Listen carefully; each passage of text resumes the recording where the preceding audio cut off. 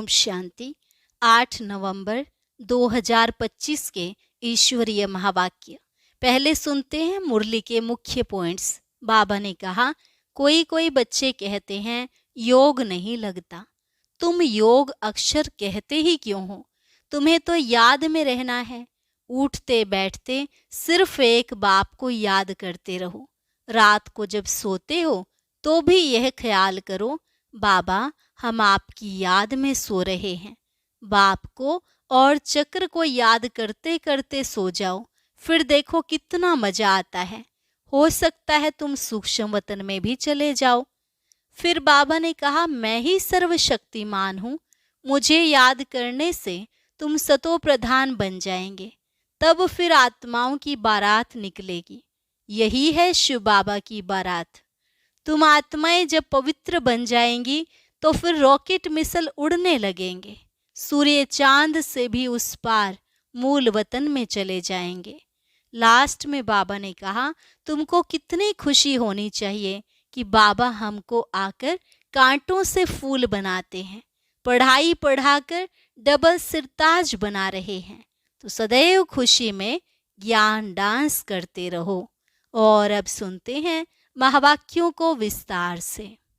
मुरली का सार। मीठे बच्चे, तुम देही अभिमानी बनो तो सब बीमारियां खत्म हो जाएंगी और तुम डबल सिरताज विश्व के मालिक बन जाएंगे।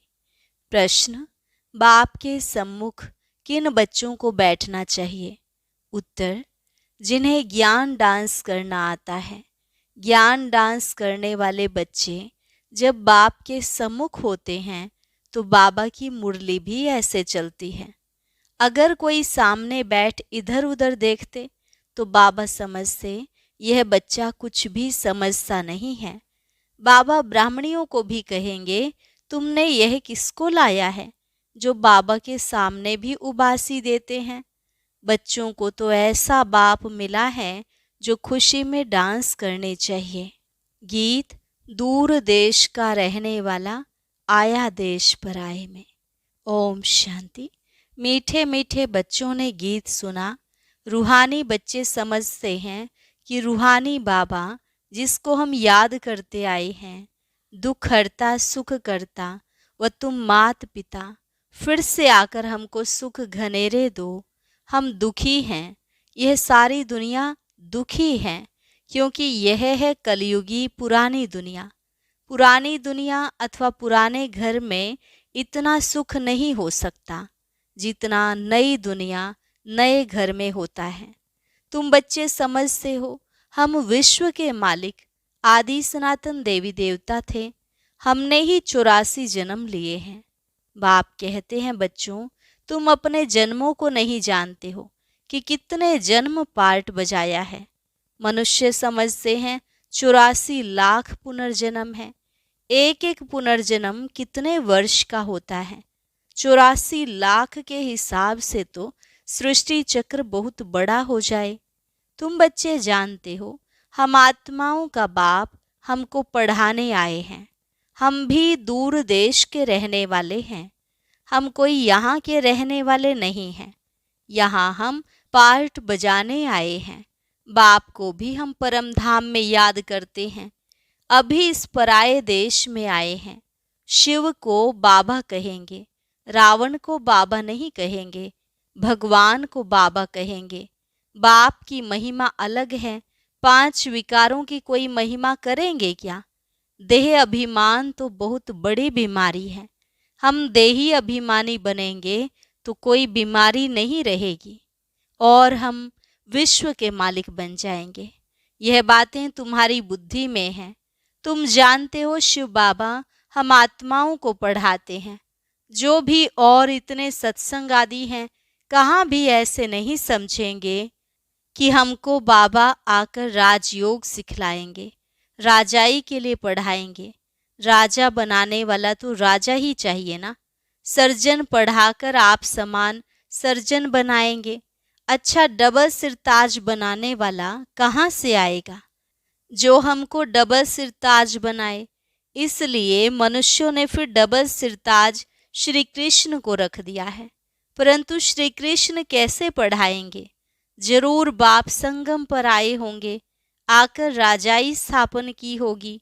बाप कैसे आते हैं यह तुम्हारे सिवाय और कोई की बुद्धि में नहीं होगा। दूर देश से बाप आकर हमको पढ़ाते हैं, राजयोग सिखलाते हैं। बाप कहते हैं मुझे कोई लाइट व रतन जड़ित ताज है नहीं, वह कभी राजाई पाते नहीं, डबल सिरताज बनते नहीं, औरों को बनाते हैं। बाप कहते हैं हम अगर राजा बनता तो फिर रंक भी बनना पड़ता। भारतवासी राव थे, अब रंक हैं। तुम भी डबल सिरताज बनते हो तो तुमको बनाने वाला भी डबल सिरताज होना चाहिए, जो फिर तुम्हारा योग भी लगे। जो जैसा होगा ऐसा आप समान बनाएगा। सन्यासी कोशिश कर सन्यासी बनाएंगे, तुम गृहस्थी वह सन्यासी, तो फिर तुम फॉलोअर्स तो ठहरे नहीं। कहते हैं फलाना शिवानंद का फॉलोअर है, परंतु यह सन्यासी माथा मुड़ाने वाले हैं, तुम तो फॉलो करते नहीं, तो तुम फिर फॉलोअर क्यों कहते हो? फॉलोअर तो वह है जो झट कपड़ा उतार कफनी पहन ले। तुम तो गृहस्थ में विकारों आदि में रहते हो, फिर शिवानंद का फॉलोअर्स कैसे कहलाते हो? गुरु का तो काम है सदगति करना। गुरु ऐसे तो नहीं कहेंगे फलाने को याद करो, फिर तो खुद गुरु नहीं हुआ। मुक्ति धाम में जाने लिए भी युक्ति चाहिए। तुम बच्चों को समझाया जाता है तुम्हारा घर है मुक्ति धाम अथवा निराकारी दुनिया। आत्मा को कहा जाता है निराकारी सोल। शरीर है 5 तत्वों का बना हुआ। आत्माएं कहाँ से आती हैं? परम धाम निराकारी दुनिया से। वहाँ बहुत आत्माएं रहती हैं, उनको कहेंगे स्वीट साइलेंस होम। वहाँ आत्माएं दुख सुख से न्यारी रहती हैं। यह अच्छी रीति पक्का करना है। हम हैं स्वीट साइलेंस होम के रहने वाले। यहाँ यह नाटकशाला है जहाँ हम पार्ट बजाने आते हैं। इस नाटकशाला में सूर्य चांद स्टार्स आदि बत्तियां हैं। कोई गिनती कर ना सके कि यह नाटकशाला कितने माइल्स की है। एरोप्लेन में ऊपर जाते हैं, लेकिन उसमें पेट्रोल आदि इतना नहीं डाल सकते जो जाकर फिर लौट भी आए। इतना दूर नहीं जा सकते। वे समझते हैं इतने माइल्स तक हैं, लौटेंगे नहीं तो गिर पड़ेंगे। समुद्र का व आकाश तत्व का अंत नहीं पा सकते। अभी बाप तुमको अपना अंत देते हैं। आत्मा इस आकाश तत्व से पार चली जाती है। कितना बड़ा रॉकेट है। तुम आत्माएं जब पवित्र बन जाएंगी तो फिर रॉकेट मिसल तुम उड़ने लग पड़ेंगे। कितना छोटा रॉकेट है। सूर्य चांद से भी उस पार मूल वतन में चले जाएंगे। सूर्य चांद का अंत पाने की बहुत कोशिश करते हैं। दूर के स्टार्स आदि कितने छोटे देखने में आते हैं तो बहुत बड़े। जैसे तुम पतंग उड़ाते हो तो ऊपर में कितनी छोटी छोटी दिखाई पड़ती है। बाप कहते हैं तुम्हारी आत्मा तो सबसे तीखी है। सेकंड में एक शरीर से निकल दूसरे गर्भ में जाए प्रवेश करती है। किसका कर्मों का हिसाब किताब लंदन में है तो सेकंड में लंदन में जाकर जन्म लेगी। सेकंड में जीवन मुक्ति भी गाई हुई है ना। बच्चा गर्भ से निकला और मालिक बना, वारिस हो ही गया। तुम बच्चों ने भी बाप को जाना, गोया विश्व के मालिक बन गए। बेहद का बाप ही आकर तुमको विश्व का मालिक बनाते हैं। स्कूल में बैरिस्ट्री पढ़ते तो बैरिस्टर बनेंगे। यहाँ तुम डबल सिरताज बनने के लिए पढ़ते हो। अगर पास होंगे तो डबल सिरताज जरूर बनेंगे, फिर भी स्वर्ग में तो जरूर आएंगे। तुम जानते हो बाप तो सदैव वहाँ ही रहते हैं। ओ गॉड फादर कहेंगे तो भी दृष्टि जरूर ऊपर जाएगी। गॉड फादर हैं तो जरूर कुछ तो उनका पार्ट होगा ना। अभी पार्ट बजा रहे हैं। उनको बागवान भी कहते हैं। कांटों से आकर फूल बनाते हैं। तो तुम बच्चों को खुशी होनी चाहिए। बाबा आया हुआ है, इस देश पर आए। दूर देश का रहने वाला आए देश पर आए। दूर देश का रहने वाला तो बाप ही है और आत्माएं भी वहाँ रहती हैं। यहाँ फिर पार्ट बजाने आती हैं। देश पर आए यह अर्थ कोई नहीं जानते हैं। मनुष्य तो भक्ति मार्ग में जो सुनते हैं वह सत्य सत्य कहते रहते हैं। तुम बच्चों को बाप कितना अच्छी रीति समझाते हैं। आत्मा इम्प्योर होने से उड़ नहीं सकती है, प्योर बनने बिगर वापिस जा नहीं सकती। पतित पावन एक ही बाप को कहा जाता है। उनको आना भी है संगम पर। तुमको कितनी खुशी होनी चाहिए। बाबा हमको डबल सिरताज बना रहे हैं। इससे ऊंच दर्जा कोई का होता नहीं।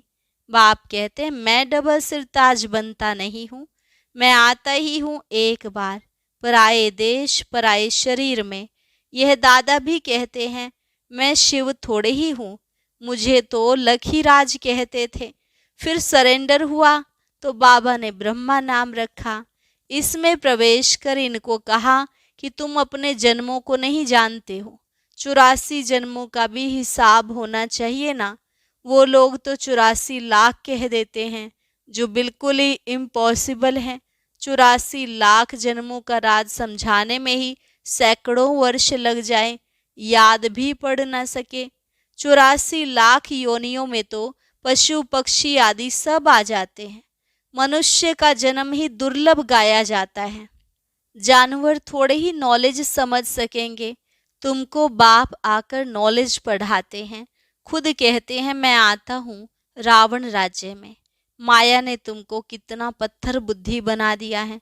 अब फिर बाप तुमको पारस बुद्धि बनाते हैं। उतरती कला में तुम पत्थर बुद्धि बन गए, अब फिर बाप चढ़ती कला में ले जाते हैं। नंबरवार तो होते हैं ना, हर एक को अपने पुरुषार्थ से समझना है। मुख्य बात है याद की। रात को जब सोते हो तो भी यह ख्याल करो, बाबा हम आपकी याद में सो जाते हैं। गोया हम इस शरीर को छोड़ देते हैं, आपके पास आ जाते हैं। ऐसे बाबा को याद करते करते सो जाओ तो फिर देखो कितना मजा आता है। हो सकता है साक्षात्कार भी हो जाए, परंतु इस साक्षात्कार आदि में खुश नहीं होना है।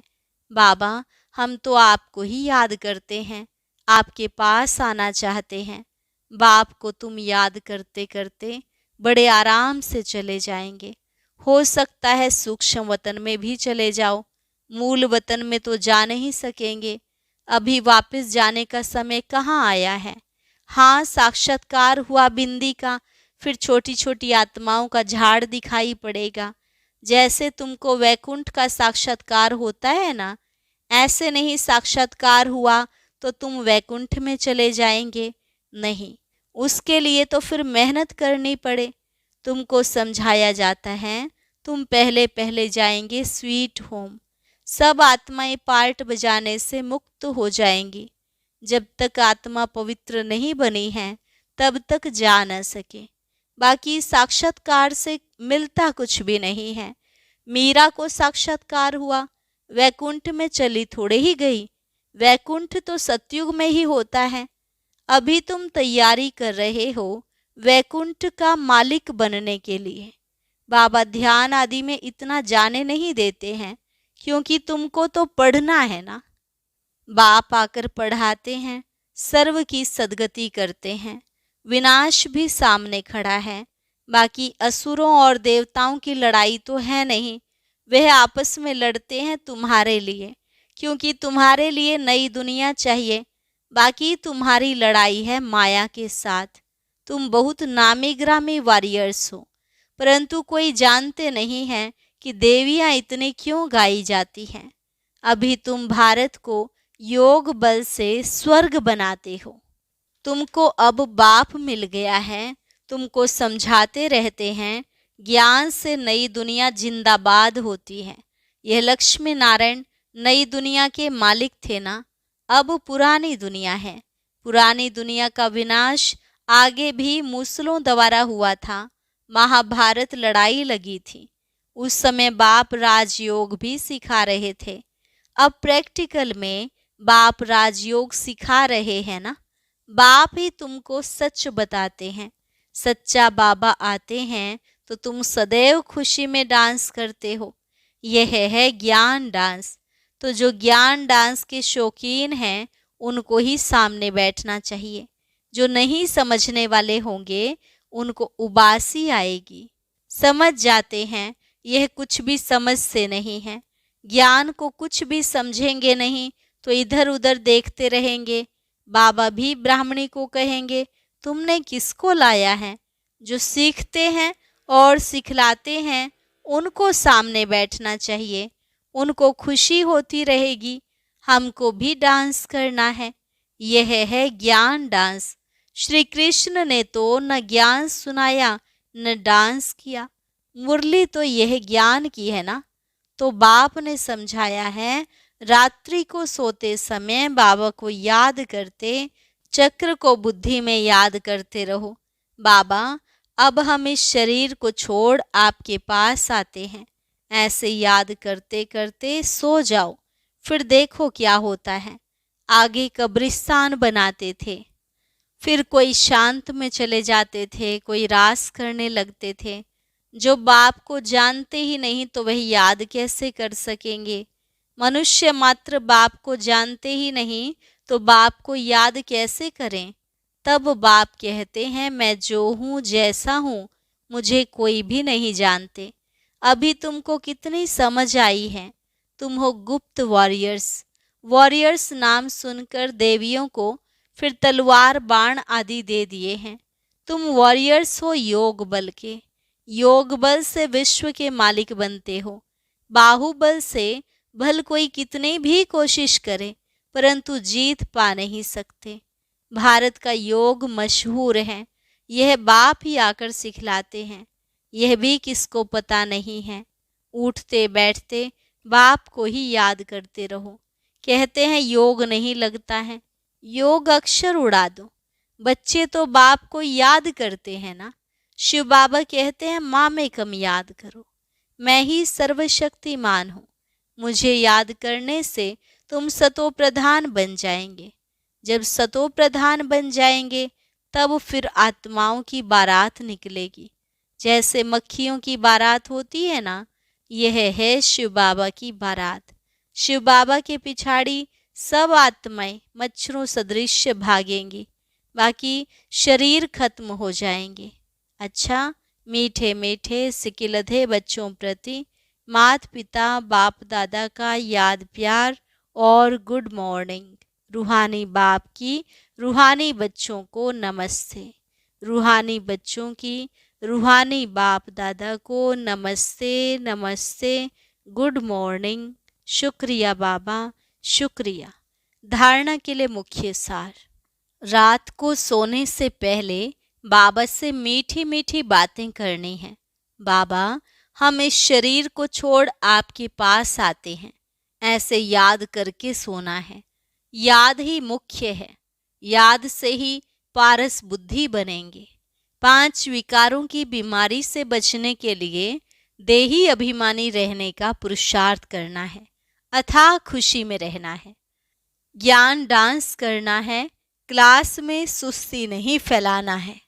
वरदान, सेवा द्वारा अनेक आत्माओं की आशीर्वाद प्राप्त कर सदा आगे बढ़ने वाले महादानी भव। सेवा द्वारा अनेक आत्माओं की आशीर्वाद प्राप्त कर सदा आगे बढ़ने वाले महादानी भव। महादानी बनना अर्थात दूसरों की सेवा करना। दूसरों की सेवा करने से स्वयं की सेवा स्वतः हो जाती है। महादानी बनना अर्थात स्वयं को मालामाल करना। जितनी आत्माओं को सुख, शक्ति व ज्ञान का दान देंगे उतनी आत्माओं की प्राप्ति की आवाज़ या शुक्रिया जो निकलता वह आपके लिए आशीर्वाद का रूप हो जाएगा। यह आशीर्वादें ही आगे बढ़ने का साधन है। जिन्हें आशीर्वादें मिलती हैं वह सदा खुश रहते हैं। तो रोज अमृत वेले महादानी बनने का प्रोग्राम बनाओ। कोई समय व दिन ऐसा ना हो जिसमें दान ना हो। स्लोगन, अभी का प्रत्यक्ष फल आत्मा को उड़ती कला का बल देता है। अभी का प्रत्यक्ष फल आत्मा को उड़ती कला का बल देता है। अव्यक्त इशारे, अशरीरी व विदेही स्थिति का अभ्यास बढ़ाओ। बाप के समीप और समान बनने के लिए देह में रहते विदेही बनने का अभ्यास करो। जैसे कर्मातीत बनने का एग्जाम्पल साकार में ब्रह्मा बाप को देखा, ऐसे फॉलो फादर करो। जब तक यह देह है, कर्मेंद्रियों के साथ इस कर्म क्षेत्र पर पार्ट बजा रहे हो, तब तक कर्म करते कर्मेंद्रियों का आधार लो और न्यारे बन जाओ। यही अभ्यास विदेही बना देगा। अच्छा, और अब बाबा की याद का एक बहुत ही प्यारा सा गीत सुनेंगे। उसे सुनने के लिए ऊपर दिए गए बॉक्स पर क्लिक करें।